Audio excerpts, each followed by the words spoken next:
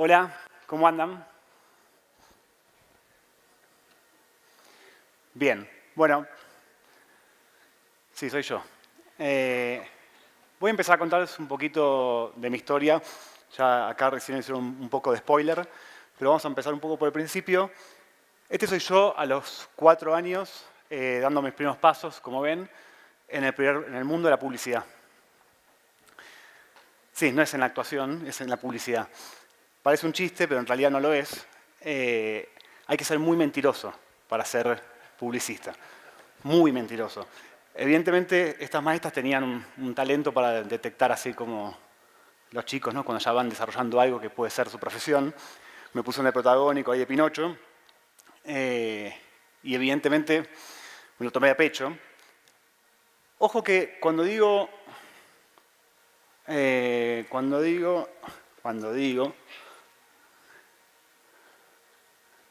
pasamos un slide.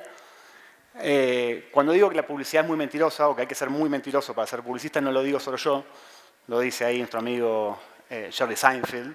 No sé si todos vieron ese video, fue bastante viral. A Seinfeld le dieron un premio en los premios Clio. Lo convocaron, lo premiaron por su creatividad, por fuera de la publicidad, y él en su discurso de aceptación le dijo a los publicistas que estaban ahí sentados, me encanta la publicidad, muy serio, me encanta porque me encanta mentir.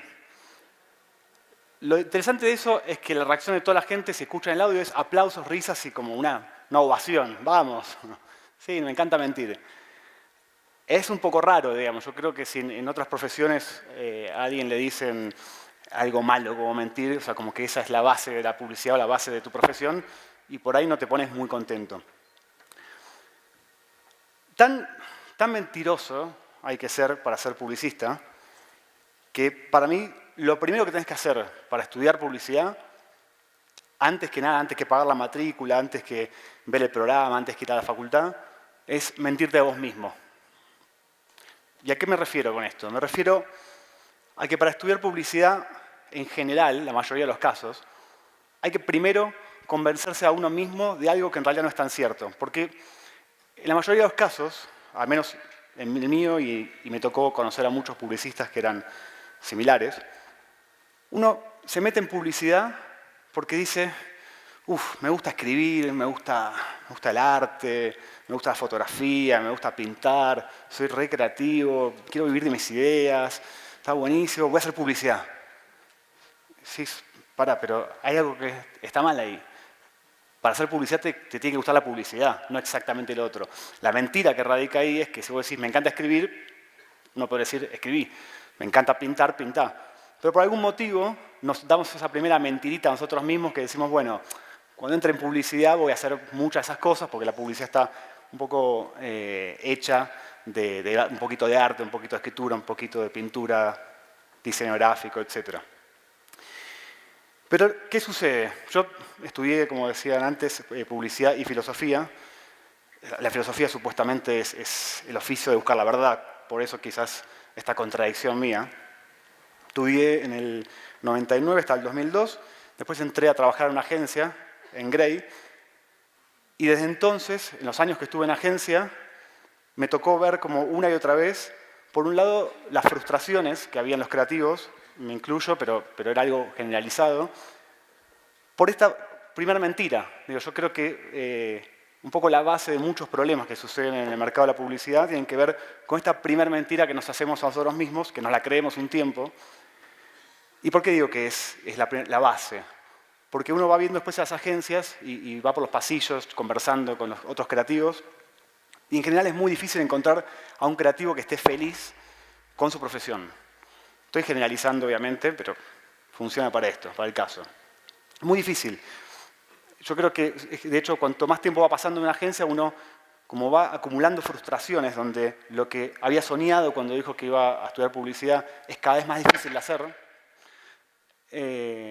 Lo que va sucediendo es que se va generando este pequeño trauma o esta frustración, que solo yo he visto que los que la trascienden y pueden ser felices en una profesión son los que en realidad, además de gustar pensar ideas, les gustaba el mercado de la publicidad, es decir, les gustaba lo que tiene que ver con vender marcas, vender productos, o sea, generar ventas, que es al fin y al cabo el objetivo de la publicidad. Los que no tenían ese interés y se mintieron o nos mentimos al principio diciendo voy a hacer ideas, se van frustrando. Acá hay una frase que leí el otro día. Es un libro que se los recomiendo y no, depende del momento de la vida que estén, porque se llama De la miseria en el medio publicitario. Y un subtítulo que dice o de cómo el mundo se muere por nuestro modo de vida. Como se imaginarán, no es muy benévolo con la publicidad, por eso digo leerlo con cuidado. Tiene una frase que dice: los creativos se tienen por artistas y al mismo tiempo confiesan con ese neologismo que no son más que una caricatura del oficio del creador. Es un poco fuerte, pero un poco encierra lo que les estoy diciendo. Uno se mete en publicidad muchas veces para ser un creador, pero termina siendo un creativo, es decir, un creativo publicitario, y eso termina lidiando durante muchas horas con brief. Supongo que todos saben lo que es un brief, pero bueno, es básicamente un documento elaborado con una marca, con un cliente, que dice lo que hay que comunicar, lo que hay que vender. Uno lidia mucho con eso y cada vez menos con lo que soñó. La pregunta que surge ahí es, o a mí, qué sé yo, se me ocurre, es ¿cómo hace un sistema como el publicitario, para subsistir con este modelo? Es decir, las agencias de publicidad supuestamente viven de su creatividad. La creatividad es la materia prima, es como el petróleo que tienes, lo que venden. Si los creativos, que son los creadores de esa materia prima, no están contentos, están frustrados, no están felices, algo está mal, debería no funcionar. Yo creo que la forma en que funciona es muy similar. ¿Se acuerdan Matrix? ¿Matrix? ¿Todos la vieron? Por si alguno no la vio, esta es una escena que muestra que es una película futurista, donde hay muchas personas. En realidad toda la humanidad está viviendo realmente adentro de estas cápsulas. Las máquinas los tienen ahí adentro. Y para mantenerlos con vida, lo que hacen es le proyectan en la cabeza una ilusión que sería esta vida que estamos viviendo ahora, pero en realidad todos estaríamos en estas cápsulas. Yo creo que lo que ocurre, en publicidad es un poco similar a esto, porque para mantenernos con vida los creativos, lo que nos hacen es mantener una ilusión que, el resumen sería los festivales de publicidad. No siempre es el festival Cannes, por decir alguno, el objetivo exacto de esto, pero sí lo que nos mantiene la ilusión es de que en algún momento del año vamos a hacer una idea de esas que queríamos hacer cuando estudiamos. En el medio, sentate y sacá lo que el cliente quiere y lo que hay que hacer, que en realidad no lo critico porque lo que les decía al principio, la base de la publicidad es eso en realidad. Pero nos mantienen un poco alimentados con esta fantasía. Les voy a mostrar un solo comercial de los que hice en una agencia, porque creo que va a representar un poco esto que les estoy diciendo. Hola, soy yo, el punto, arriba de la I. Me estoy muriendo. Por eso necesito contarte algo de lo que nunca antes se habló. De lo dura y sacrificada que es la vida de un punto. Pobres nosotros, siempre relegados al final de una oración. O peor, pegados a frases tremendas. The Iraqi regime possesses biological and chemical weapons. Y es injusto porque la gente lee: en Irak hay armas químicas y biológicas, punto. A veces nos recuerdan con tanto dolor que duele. Loca, pará, esta vez se acabó y punto. Ahora, eso sí, cuando le damos la pausa exacta a un texto de Kafka, ahí nadie nos tiene en cuenta. Aunque tengo que admitir que hubo intentos de ayudarnos. La Real Academia, 10 puntos. Inclusive hubo puntos que llegaron a destacarse. El punto G, los puntos de encuentro, los puntos de partida. ¡Qué envidia! Y el punto de vista de Gandhi, que nos ayudó a valorar el hermoso punto en el que vivimos. Y es que hay algo humano en un punto. ¿O acaso una peca, un ombligo, hasta un pezón no tienen algo de punto? Si hasta tenemos diferencias como los humanos, ¿sabés lo difícil que es que se pongan de acuerdo un punto y coma y un 2 puntos? Aún así, todos coincidimos en que hubo algo que le devolvió el sentido a nuestras vidas. Un hombre, un genio, Un artista, ¿qué digo? Un artista, un héroe que nos llevó a los puntos a lo más alto. Un mesías que nos dio un lugar con el que ni el más utópico de los puntos hubiera soñado jamás. Un lugar en el arte.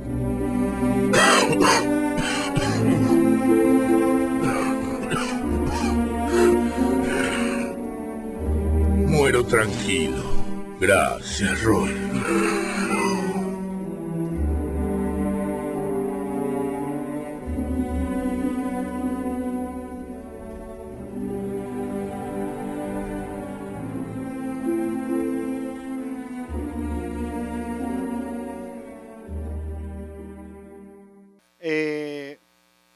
¿Por qué les mostré este comercial y no otros? Tiene varias particularidades. Primero, el cliente, Malva. Malva es un museo de Buenos Aires muy lindo, divino. Como cliente, de hecho, técnicamente no sé si lo podemos llamar cliente, porque era casi un pasatiempo, no pagaba nada. Digamos, la agencia lo tenía más que nada para poder hacer estas cosas. Fíjense también la duración, duraba 2 minutos 20. Pautar en televisión un comercial de esta longitud vale millones de dólares. Por supuesto, nunca lo hicimos. Solamente se mandó, el Malva mismo tiene un proyector de un cine, se proyectó ahí para poder mandarlo al festival. Y de hecho, el brief llegó en 2007, para cuando era la muestra, pero por diferentes motivos terminó saliendo al año siguiente, por eso termina hablando de los 7 años de Malva, digamos. Le encontramos otra vuelta para que se pudiera hacer.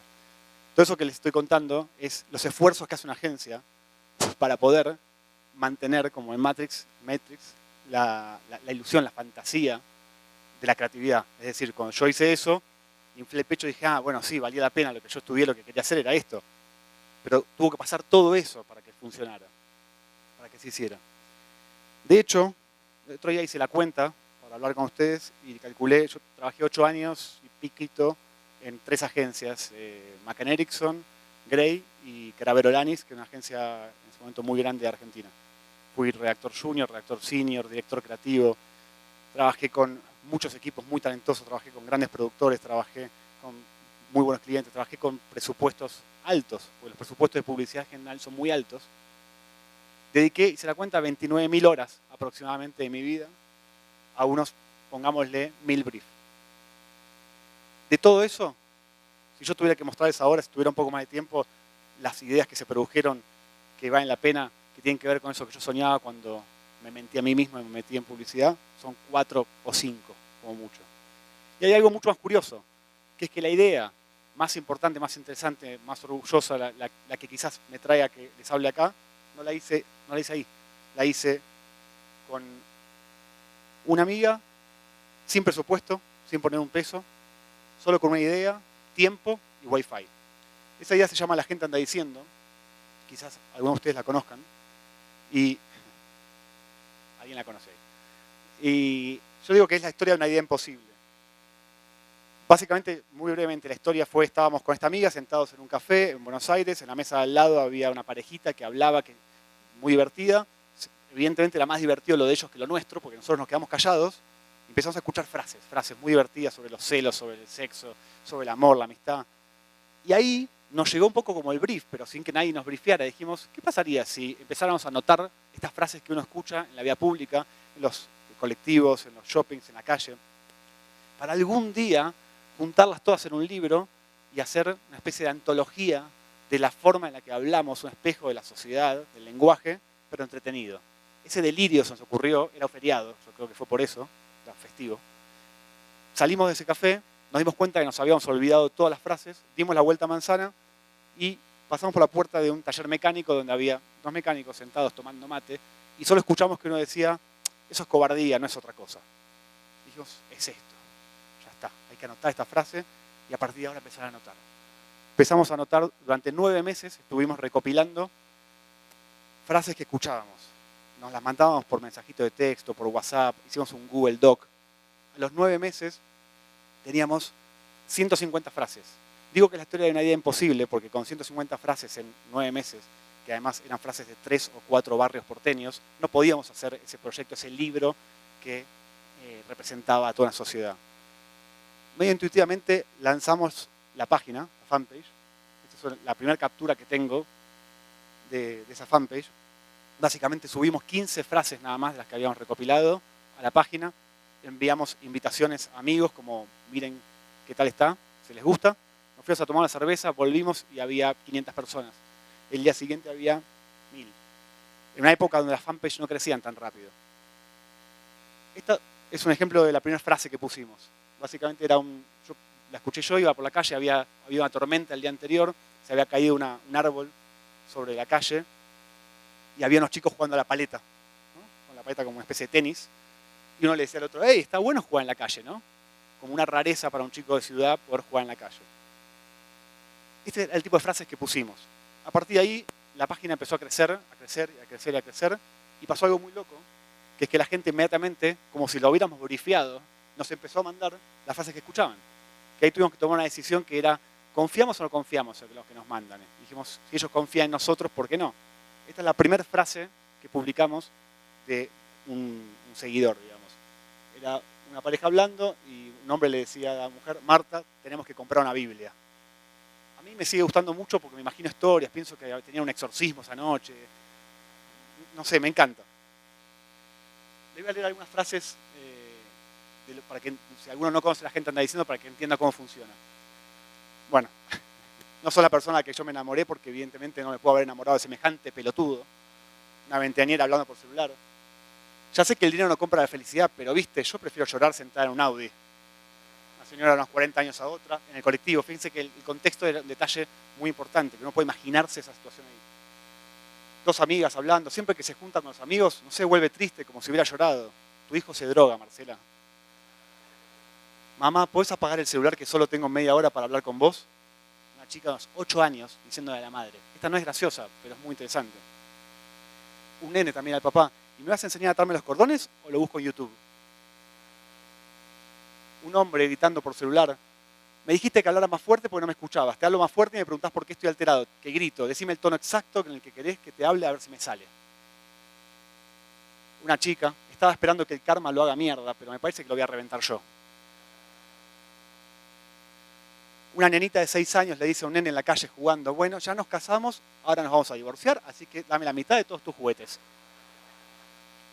O esta señora de 40 y pico que decía por teléfono, otra vez me llamaron del geriátrico, me dicen que usás el bastón para pegarle a la gente. Es tremendo. O, te juro, boluda, todo hecho de la vida es reducible a un capítulo de Los Simpsons. Me tengo que conseguir otra ex para no hablar siempre la misma. Un nene a un Batman, medio gordo, me lo imagino, ahí en la plaza, y dice, ¿hace cuánto que no luchás? Entre las cosas que pasaron, con la gente anda diciendo, una muy interesante es que se replicaron el mismo proyecto en diferentes ciudades y escuelas y facultades del mundo. La última vez que conté había 500 proyectos, eso es una búsqueda de Google, cuando pones la gente anda diciendo todo lo que aparece. 500 proyectos que copiaron el formato. Esta es la gente anda diciendo hoy, una captura de ayer, 7 millones de seguidores, 56.000 esta semana, es decir, entran alrededor de 8.000 personas por día. Y tiene el verificado de Facebook justamente por lo que les decía antes de que había muchas copias. Finalmente, el proyecto que habíamos iniciado, la idea original, que era el libro, no fue uno, sino que fueron 2. Hicimos el primer libro de manera independiente con una plataforma de crowdfunding, que es Ideame, y el segundo ya con una editorial. Antes hablaban de lo antropolúdico, y es porque, es una palabra que inventamos, es que nosotros creemos que el libro y el proyecto es antropolúdico porque tiene algo antropológico, en el sentido que el libro uno lo puede leer de tal manera que va a ir viendo como diferentes situaciones muy típicas de la sociedad. Creo que si lo agarramos dentro de 20 años nos vamos a reír, pero también vamos a recordar un poco cómo éramos, y al mismo tiempo es entretenido, por eso antropolúdico. Finalmente esta frase, solo para contarles brevemente que entre las cosas que hicimos con la gente anda diciendo, conseguimos que una marca, que la Motorola, nos auspiciara viajar por Latinoamérica para salir a escuchar frases por todo el continente, porque queríamos hacer eso antes de empezar a poner frases de otros países. Esta es la primera frase que pusimos justamente de Colombia, y la primera frase que pusimos de alguien que nos envió a otro país, y hoy es de las más likeadas de la página. Deberían dar días de incapacidad por tener el corazón roto. Una chica llorando a otra. Esto, yo les acabo de decir todo lo que hicimos, muy brevemente. Hicimos 2 libros, hicimos la fanpage, tenemos el verificado de Facebook, hay mucha gente que sigue el proyecto, hicimos una aplicación para smartphones, viajamos por Latinoamérica, ganamos un premio FIAP, como dijeron antes, y todo eso lo hicimos por fuera de las agencias, es decir, lo que les contaba antes, es decir, yo la mentira esa de la que se hablaba, tiene que ver con esto, porque en realidad esta idea que tiene mucho más que ver con lo que yo había soñado al principio cuando estudié publicidad, con esos logros, salió por fuera. Y no solo eso, sino que además salió contradiciendo prácticamente todos los mandatos de las agencias de marketing digital. Esta foto así casera es que en las oficinas de Facebook en Buenos Aires nos invitaron a contar el caso. Lo que me gusta de esta foto es que hay un señor que lo ven ahí que se está agarrando la cabeza con una computadora. Ese señor es uno de los geeks, digamos, de Facebook que manejan los algoritmos, esas cosas. Cuando terminamos de hablar, nos dijo, esto está mal. O sea, no puede ser, ¿por qué tienen tantos seguidores? Es muy loco, porque en realidad el algoritmo de Facebook no prioriza o no defiende nada de lo que ustedes tienen. Facebook quiere que haya imágenes, ustedes tienen palabras. Quieren que posteen mucho y postean una vez al día. Supuestamente, de hecho, si yo quisiera pautar, ponerle dinero a un posteo, la gente anda diciendo no puedo porque Facebook no me dejaría. Eso para mí es interesante, como en realidad es al revés de todo lo que pensamos muchas veces. Y no es algo que sí me parece muy importante, es que no es que la gente anda diciendo sea un caso aislado, único, que fue una casualidad, sino que cada vez hay más casos de este estilo, de creatividad pura, independiente, que nace en las redes sociales.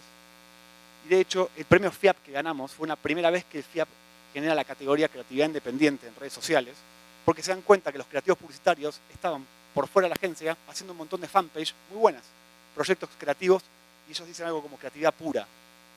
Por eso crearon la categoría y sigue estando. Esa es una metáfora de los creativos migrando.